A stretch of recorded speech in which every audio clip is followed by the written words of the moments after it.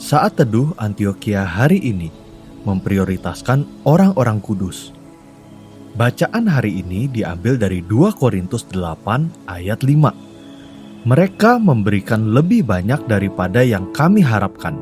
Mereka memberikan diri mereka pertama-tama kepada Allah, kemudian oleh karena kehendak Allah juga kepada kami.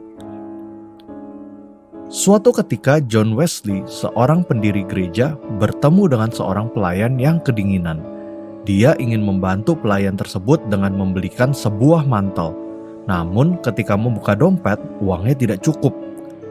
John Wesley menyadari bahwa uang yang dia miliki banyak dipakai untuk barang-barang yang tidak perlu.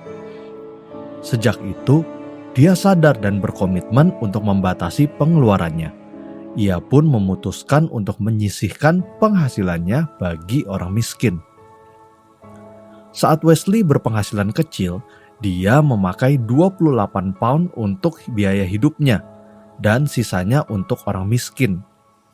Tahun berikutnya, saat penghasilan Wesley meningkat 2 kali lipat, dia tetap hanya menggunakan 28 pound dan selebihnya untuk orang miskin. Wesley terus menerapkan prinsip ini.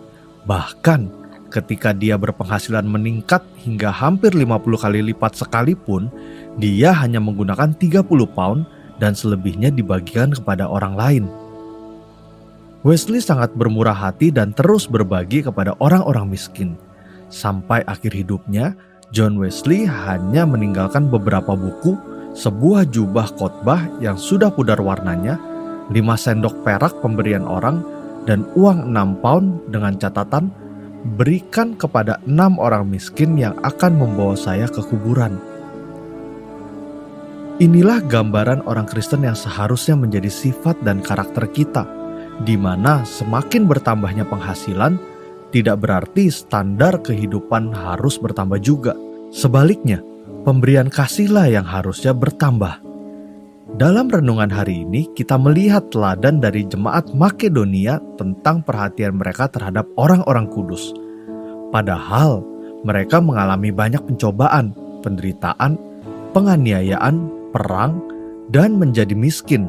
Namun mereka memiliki sukacita yang meluap serta kaya akan kemurahan. Ini mengajarkan kepada kita bahwa berbuat baik dan menolong orang-orang kudus harus didasari oleh sukacita dari Roh Kudus, ketulusan, atau kemurahan hati yang tidak berkaitan dengan situasi dan kondisi. Dalam kondisi apapun, orang Kristen harus menunjukkan integritas, yaitu motivasi yang murni dalam memberi atau menolong. Mari kita renungkan, bagaimana sifat dan karakter kita sebagai orang Kristen? Apakah kita memiliki kemurahan hati kepada orang lain tanpa dipengaruhi oleh situasi? Apakah kita memiliki motivasi yang murni saat memberikan pertolongan kepada orang lain? Ingat, pelayanan adalah sebuah kesempatan. Ambillah bagian dalam pelayanan dan alami kasih karunia Allah. Karena itu, mari libatkan seluruh hidup dan apa yang Anda miliki bagi kemuliaan Tuhan. Mari kita berdoa.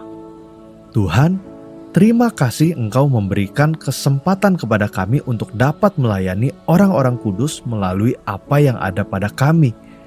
Kami mau lebih lagi dipakai untuk menjadi berkat bagi orang lain, terutama untuk memuliakan nama-Mu. Dalam nama Tuhan Yesus, amin. Sekian saat teduh Antioquia hari ini. Tuhan Yesus memberkati.